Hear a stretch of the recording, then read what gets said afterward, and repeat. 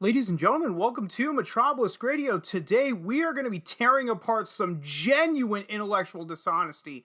But before I tear apart this intellectual dishonesty, just a quick reminder, guys, that at least one of my videos every week will be exclusive to my BitChute and Odyssey channels. So links down below in the description if you're watching this on YouTube.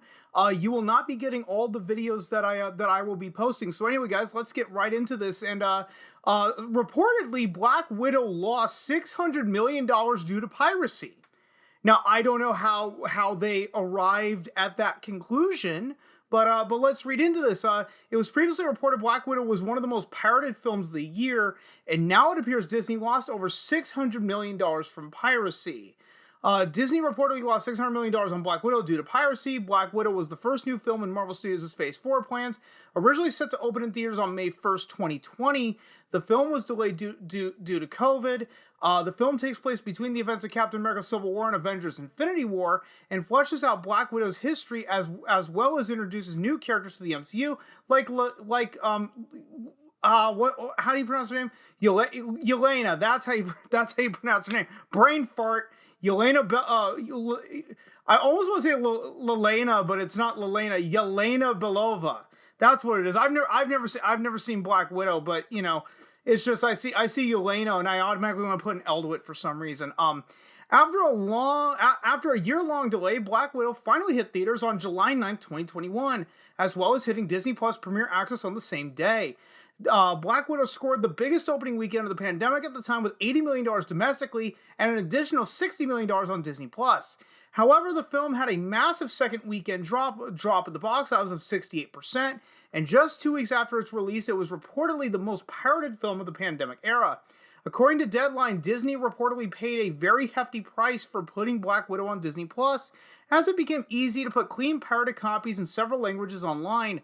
Sources close to Deadline informed them that by August, Black Widow had reportedly been pirated more than 20 million times. With the Disney Plus Premier Access cost being $30, that is an estimated $600 million in lost revenue from PVOD alone. I'm gonna get back to that in a minute. You're just gonna have to trust me on that one. Making Black Widow available to stream when it was still in theaters was a controversial move, one that resulted in Scarlett Johansson filing a lawsuit against Disney. Johansson claimed that the studio sacrificed the film's box office potential in order to grow Disney Plus streaming service numbers. And now it seems there was a lot of truth to that claim. The suit was settled in late September 2021, and Johansson is still producing a Tower of Terror film for Disney, as well as another non-Black Widow Marvel project. As the new year begins, many of the major studios are returning to a theatrical exclusive release plan for their films, but now with a shortened 45-day theatrical window.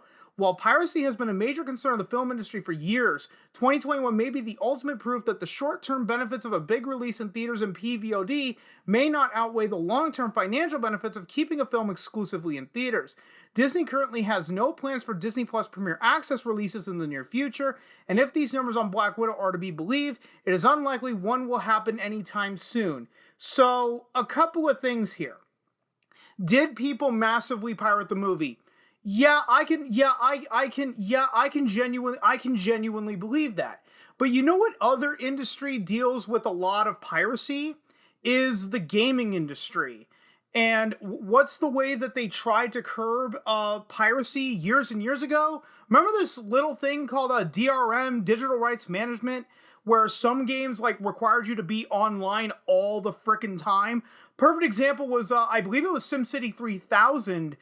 When that game launched, no one who bought the game legitimately could play it because EA was having a bunch of server issues. Guess who didn't have to deal with server issues? All the people who pirated the fucking game. And then you had Ubisoft years and years ago on Assassin's Creed 2 on at least the PC port. You had to be online all the time in order to play that game. Well, back in 2014, they knocked that shit off. I'm referring to Ubisoft, because Ubisoft basically came out and admitted DRM can't stop piracy. Well, no fucking shit. And what did Ubisoft finally come to? Quote, "What becomes key for us is making sure we're delivering an experience to paying players that is quality," Ubisoft VP of Digital Publishing Chris Early told GameStop. I don't want us in a position where we're punishing a paying player for what a pirate can get around. Anything is going to be able to be pirated given enough time and enough effort to get in there. So the question becomes, what do we create as services or as benefits and the quality of the game that will just have people want to pay for it? Now, GameSpot, when they were doing this interview, did point out to Chris Early that the most recent Wolfenstein game at the time, Wolfenstein: The New Order, was pirated over 100,000 times in the first week. But Early quickly shot back with the fact that it's a mistake to consider that entire figure as lost sales because some number of people were always gonna pirate the game to begin with. This is what I mean by pure intellectual dishonesty. Is, Black Widow reportedly lost $600 million due to piracy. How many of those people that pirated the movie were going to pay to watch it to begin with? Maybe some people would have, depending on, I understand with piracy, it's to get around like region locking. That's one legitimate claim to it. But there's other people, they were never going to pay to see the movie anyway. They were going to pirate the shit anyway. So to say that you lost $600 million in revenue is absolute fucking bullshit. And guys, that's pretty much all I got for you. If you stuck around this long, thanks so much for doing so. And if you've been following long enough, I'm terrible at ending these videos, so I will just see you guys next time.